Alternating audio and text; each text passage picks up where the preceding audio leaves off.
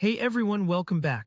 Today I'm going to show you how to create a line graph with multiple lines in Google Sheets quickly, easily, and in a way that will make your data really stand. If you already have your data saved in another file or location, you'll want to bring that into your sheet. Typically, you can just click and drag your data directly into your Google Sheet.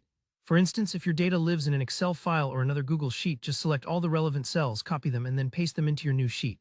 Your columns might represent categories, months, years, or whatever you're tracking, and each row beneath would hold the numbers for each group.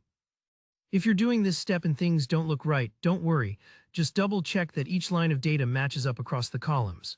Taking a moment here helps ensure your chart will turn out the way you expect. Now that your data is all set up, let's get to the fun part, visualizing it. Look up at the top menu and find the Insert tab. This is where you can add all sorts of useful items to your sheet. Click Insert and a big drop-down menu will appear. Here you'll want to look for the Chart option. Give that a click.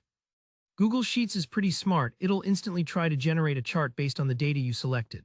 Most of the time, it'll take a good guess. But since we're here to make a line graph with multiple lines, let's make sure it's exactly what we need. In the right-hand sidebar that pops up, you'll see the Chart Editor.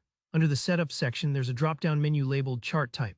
Click on that and then scroll through the list until you spot Line Chart. This is the one that'll connect all your data points across time or categories, with a different colored line for each set of data. For example, you might see a blue line for one product and a red line for another, showing their trends side by side.